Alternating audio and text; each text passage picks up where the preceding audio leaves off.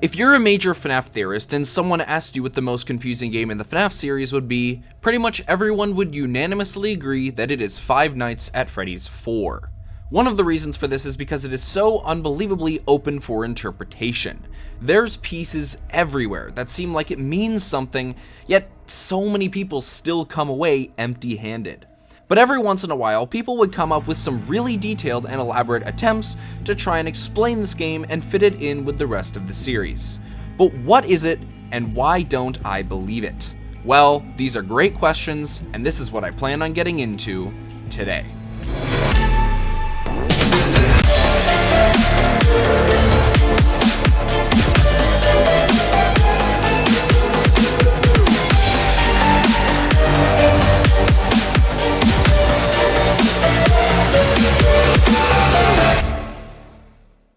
Hello, my fellow FNAF fans.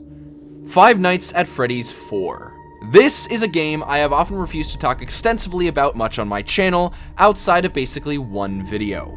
Sure, I touch on it here and there, but making a theory or commentary specifically on this game by itself is probably one of my least favorite things to do in FNAF, precisely because it is easily the hardest game to piece together of the entire series, which is ironic considering that the answer to FNAF 4, the box, was the pieces put together. But despite this game being so hard to decipher, what if we had a coder ring that actually showed us how much this game truly mattered to the rest of the franchise, and helped us fit everything so cleanly together?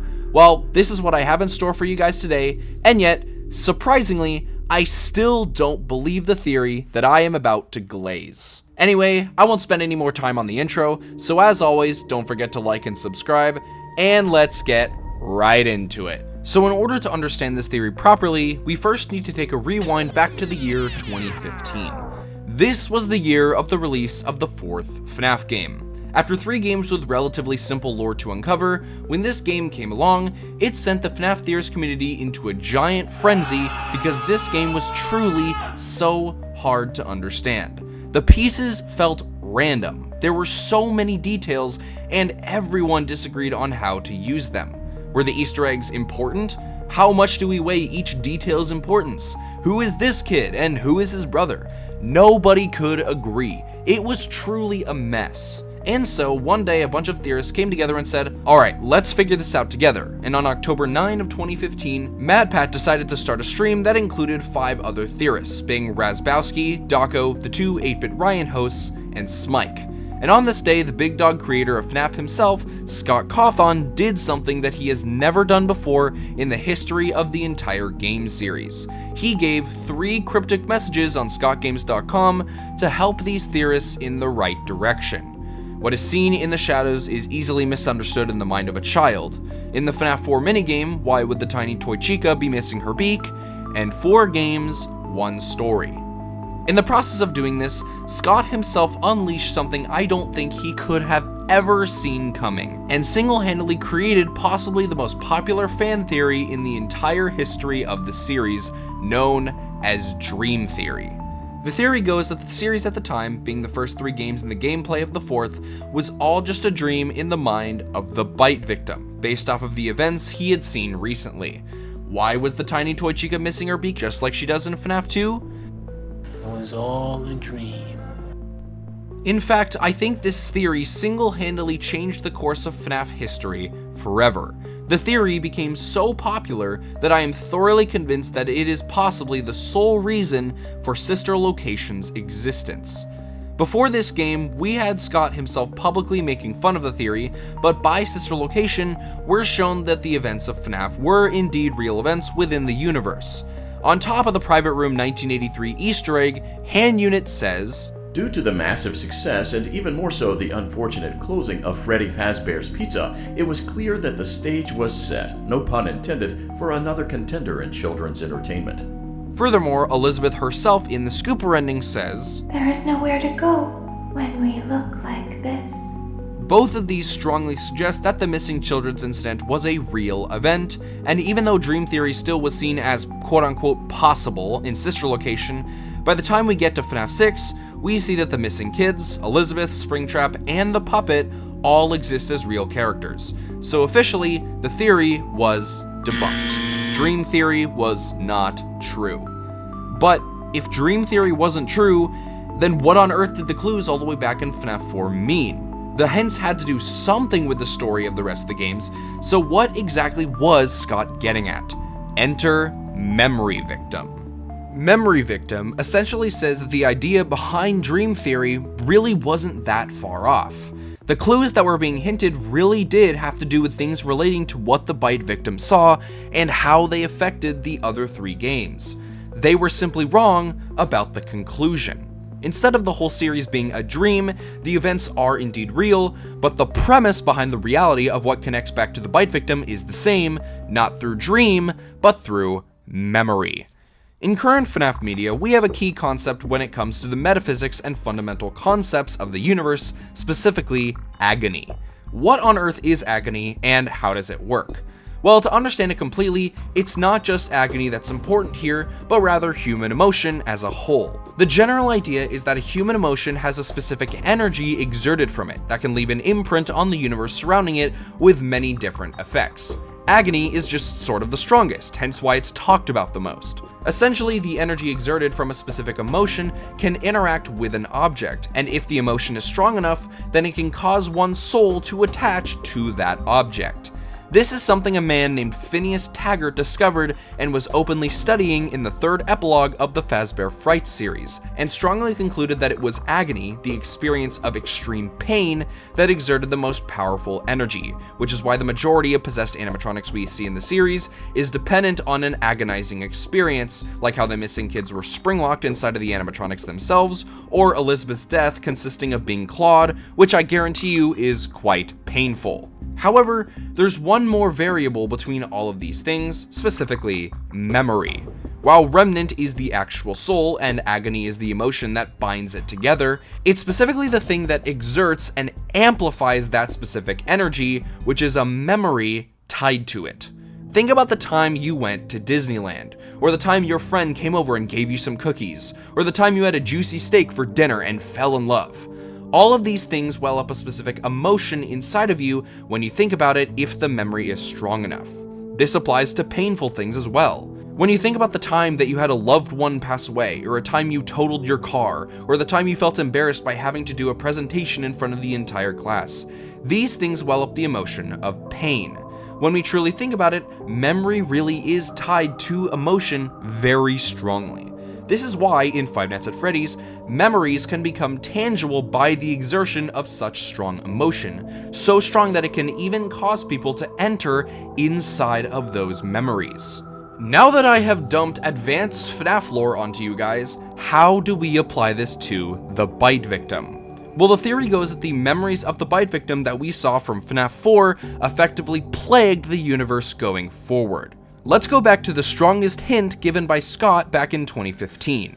In the FNAF 4 minigame, why would the tiny toy Chica be missing her beak? Well, where else have we seen that? In FNAF 2, where Toy Chica leaves the stage and her beak falls off. If this is indeed what the creator himself was going for, what else can we apply this to? Well, strap in, because I'm about to machine gun as many things as I can to show you how much this applies to. In FNAF 1, Foxy is out of order. The bite victim has a plushie of Foxy with his head ripped off. A grandfather clock chime is what causes the end sound when the night is over, an item right outside his room. All the heads in the backstage look at you because the bite victim was in the room as a child, and as an innocent person, thinking that they were destroyed limbs of real creatures. In FNAF 2, Toy Chica's beak breaks off, like what the bite victim saw. The toy animatronics are created to resemble action figures that he saw, one that features a design of Spring Bonnie, hence why it causes a shadow. Why do these shadows take on these forms? Because the bite victim saw the shadows of Fredbear and Spring Bonnie on the wall. Why does Balloon Boy exist? Well, he resembles this kid, excited to go to his birthday party. Why does Mangle exist? Well, it resembles his sister, a toddler at the time, playing with a broken down toy Foxy animatronic. The bite of 87 occurs because the bite of 83 occurs. Why does every minigame with William Afton feature him as purple? Well, he's a shadowy figure that the bite victim saw as a murderer. In FNAF 3, the reason for William's decay to look like this is because of the memory of the Nightmare Spring Bonnie finger trap of the experiment chamber he was put in. The minigames? Well, we'll definitely come back to this. In FNAF's sister location, Circus Baby's design looks very reminiscent of the Pigtail Girl, and because the Pigtail Girl has green eyes, it is the reason for Elizabeth's cause of death, turning the eyes of Circus Baby from blue to green. Why do all the animatronics jump scare you? Because Michael was jump scaring him with the Foxy mask. And look at the circus control module. Why are there these 4 lights of alternating colors? Just like the bite victim at Fredbear's. Going to Scott's first clue, what is seen in the shadows is easily misunderstood in the mind of the child. Well, what was it? All it seemed to be was someone putting on a mascot costume, and because of this, it caused actual murders. Granted, this piece of evidence only works under the bite victim's death coming before Charlotte, but considering I believe that, this would also apply. These Are My Friends applies to the fact that kids his age ended up dying and possessing all 5 of the animatronic plushies he himself considered friends. If you do believe that the bite victim's death was before Charlotte, however, consider this. In FNAF 6, we see that the puppet's tear tracks did not exist, but if Charlotte dies and causes those tears, it resembles the exact tears that were streaming down bite victim's face, as well as the other missing children. Memory of the bite victim's constant tears. I mean, it's everywhere. And if this is indeed true, what are we supposed to take from this? Well, this is where we get into, in my opinion, the strongest pieces of evidence for this theory. The final clue given by Scott gives us the help we need to really push this theory a little further. 4 games, 1 story. Up to this point in the story, we've been given a total of literally 3 names of humans in the entire series, and I am not exaggerating. Mike Schmidt, the player of FNAF 1, and Jeremy Fitzgerald and Fritz Smith, the players of FNAF 2. By this point, we had quite literally been given 0 names of any of the kids, the founders of Freddy's, the purple guy, nothing. So come FNAF 4, which is supposed to be the final game in the series, and we get introduced to this kid and his older brother. With this clue, what did it help us with? Well, this game's marketing was the final chapter of the original series, but this one came after the one we just saw that concluded with the killer himself getting burned within the fire and setting the souls free. So what did this add? In the follow-up email of the FNAF 4 DLC a couple months before the Theorist livestream, Scott Cawthon said this. Now I want to talk about what won't be included, the box. You know, when I released the first game over a year ago, I was amazed at how quickly everybody found every bit of lore and story. Then the same happened with Part 2. Fans and YouTubers dug in and found everything. Game Theory did an incredible video on Part 2, getting almost everything right. Then Part 3 came out, and once again the story was uncovered by the community. It seemed that there was nothing that I could hide. But then I released Part 4, and somehow, no one, not a single person, found the pieces. The story remains completely hidden. I guess most people assumed that I filled the game with random Easter eggs this time. I didn't. What's in the box? It's the pieces put together. But the bigger question is, would the community accept it that way? The fact that the pieces have remained elusive this time strikes me as incredible and special, a fitting conclusion in some ways, and because of that, I've decided that maybe some things are best left forgotten forever. Most people, including myself all those years ago, thought the protagonist of FNAF 4 was the bite victim, but actually, it wasn't. It was him, the older brother, Michael Afton. When the bite victim is on the deathbed in that game, Michael is the one talking to him saying, "Can you hear me? I don't know if you can hear me. I'm sorry." This was the thing that was supposed to help us understand what was going on with the dreams and why we were hearing radio static of the FNAF 1 phone calls in the background.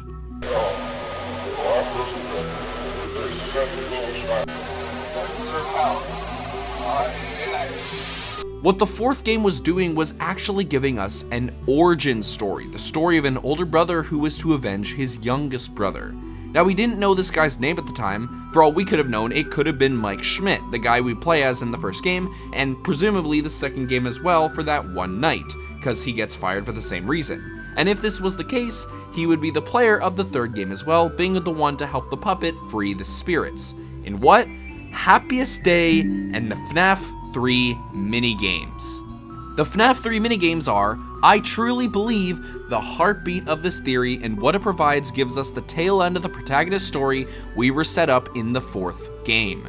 Each of these minigames features a spirit of the core 4 animatronics stuck inside a minigame that requires giving cake by the player to invite them and bring them to a birthday in which all of them enjoy and the spirits let on. But what are these minigames?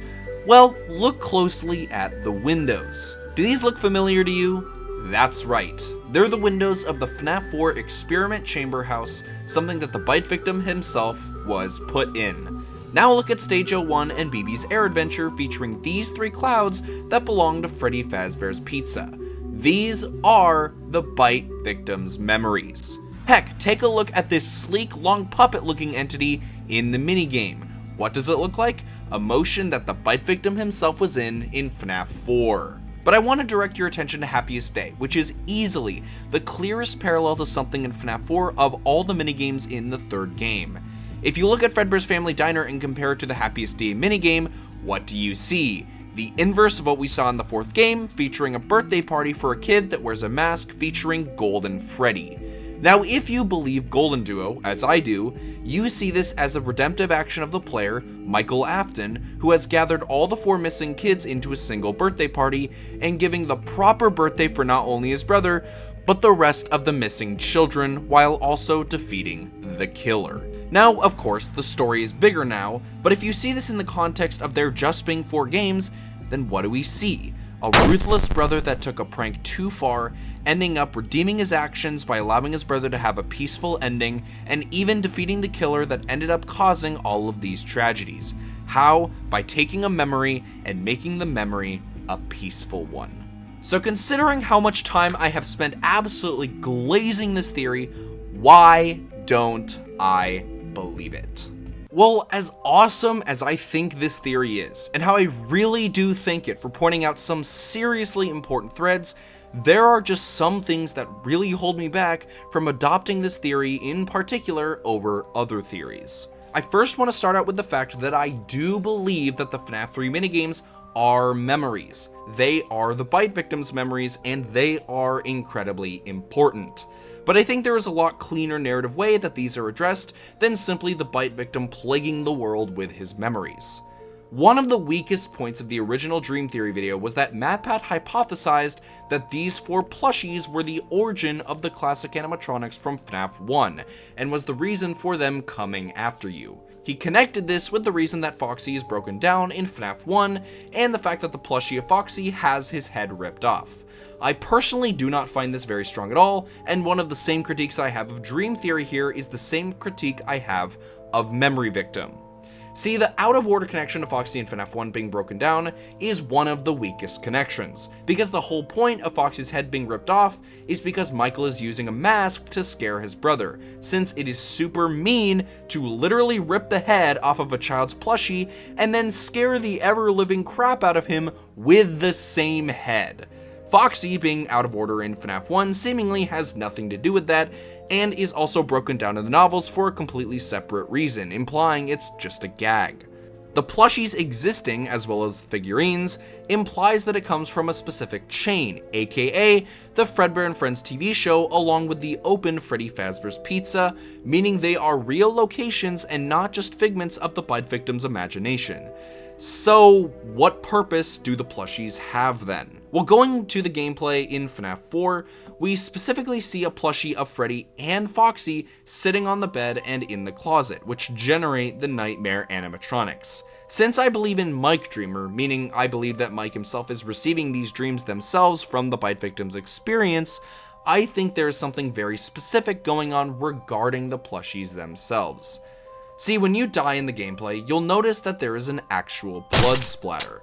I don't think this is just a random detail, considering the other 3 games don't show it. I think this detail to show us that these things can actually cause you harm, despite the fact that they can't in the experiment chambers, nor would it make sense that just something purely in a dream could kill you.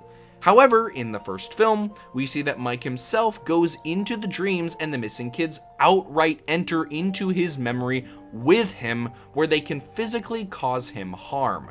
Now, I'm not saying that the missing kids are outright entering into Mike's dreams in the games through the plushies, but I am saying that these plushies are being used by Michael himself to enter into the dreams, where the missing kids are able to enter and interact in it through them, likely because he has Remnant inside of his body.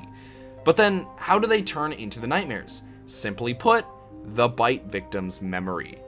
That's right. I'm saying that these plushies themselves are the things that house the memories of the bite victim, by constant fear and agony pouring into them. The way I view this is because I think he was holding all 5 of the plushies upon his death, which means I think that each individual memory is specifically inside of these plushies. They are his memorabilia, and just like in the films, the memorabilia themselves are what strengthens and allows the dreaming to occur.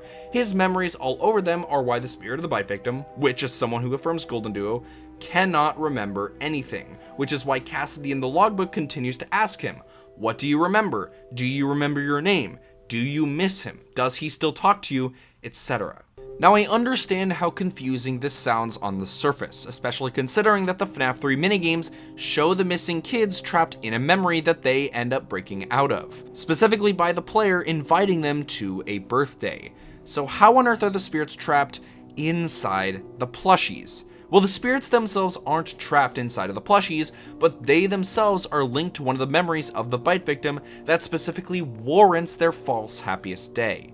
Keep in mind that the reason as to why William Afton has influence over the kids is because he has them trapped inside of a false happiest day. As he states in The Silver Eyes, they are home with me, their happiest day. In the novels and films, it is nearly identical as to how it works. There's a drawing with the 5 kids featuring Spring Bonnie, an object that they latch onto because of their foggy memories and lack of ability to know who their killer is. In the games, this doesn't exist, so how are they kept in a false happiest day?